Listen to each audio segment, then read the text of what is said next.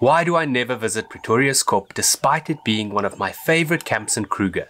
Watch to the end to find out.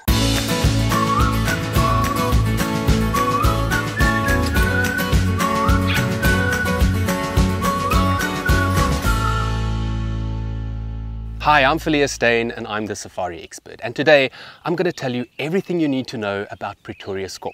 But before I do so, go and check out the link at the top of the video description and order your copy of Kruger Self-Drive Routes, Roads and Ratings online today. It's the best book to help you plan the perfect trip to the Kruger National Park. Pretoriuskop is situated in the far southwestern tip of the park near the Numbi entrance gate. In 2022, a tourist was tragically murdered close to Numbi Gate outside the park, and subsequently there were even talks of closing it. I recommend that you enter at Malalaan Gate further south or Pabeni Gate further north if you're staying at Pretoriuskop.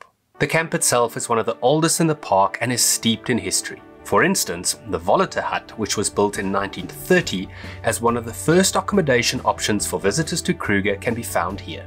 The first thing that you'll find when you drive through the camp gate is reception. Next to that is a sightings board as well as a filling station. Like most camps, Pretoriuskop also has a restaurant and a very well-stocked shop that sells everything from gifts, books and clothes to drinks, meat and limited fresh veggies. There's even a small nursery right next to the shop that sells indigenous trees like wild mangoes, brown ivories and coral trees, along with things like aloes and impala lilies. Pretoriuskop's biggest attraction is its massive swimming pool, which is located in a rocky section of camp.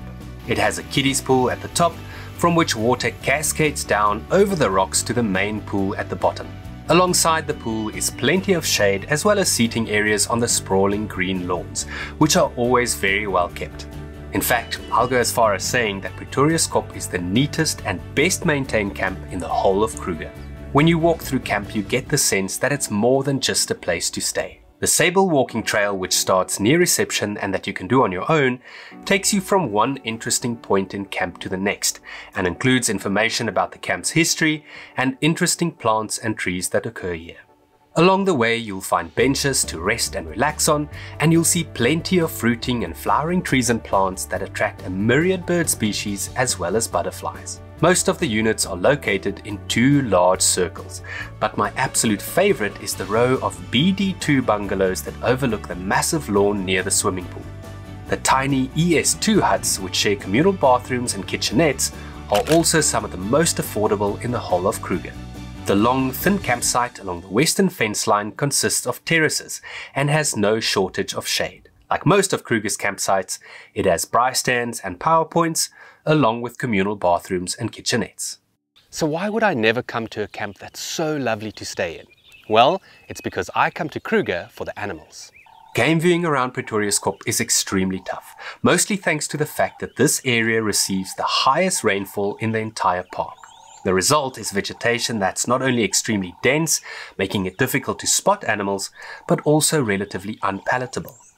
The habitat is dominated by sickle bush, silver cluster leaf trees, and thatch grass that's often taller than most animals that live here.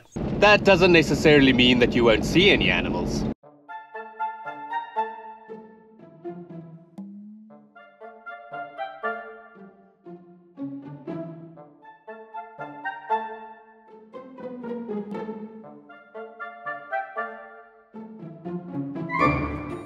One animal that thrives in the thickets is the leopard.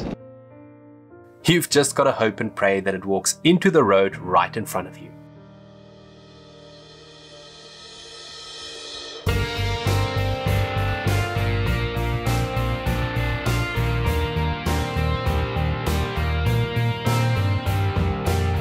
One redeeming feature of this area are the stunning granite outcrops that surround camp.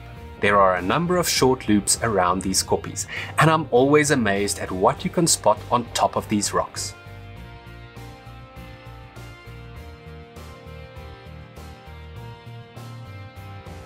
You may be fooled into thinking that you'll see plenty of leopards in these rocky areas, but if there's one thing that 40 years of coming to Kruger has taught me, is that you've got to be extremely lucky to spot a leopard on the rocks. You're better off carefully scanning the branches of all the large trees around camp, of which there are plenty, if you want to spot a leopard.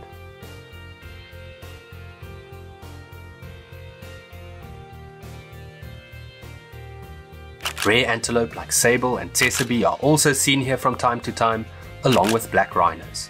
But like I've mentioned before, getting a clear view of them might be very tricky. To be honest, I can't really recommend a best route to drive because I don't like driving any of the roads around Pretoriuskop.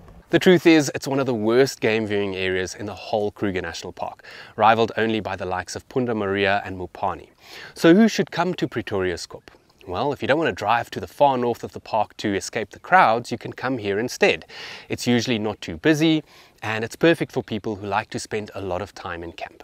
It's also great for families with young kids, not only because of the lovely swimming pool, but also because there's a jungle gym next to the shop, and because the restaurant is a Wimpy, one of South Africa's local fast food chains. To be honest with you, the Wimpy is about the only thing in camp that I dislike. A massive shout out to all my patrons who made this video possible. If you enjoyed the video and you'd like to support the channel, go and check out my Patreon page, to which I've linked at the top of the video description. Patrons get small rewards like behind the scenes footage, early access to my videos, shout outs, and even access to my online course called Wildlife Photography for Beginners and Amateurs. If you enjoyed the video, leave a like, subscribe to the channel, and feel free to ask any questions you might have in the comments down below. And don't forget to go and check out Kruger Self-Drive routes, roads and ratings. Until next time.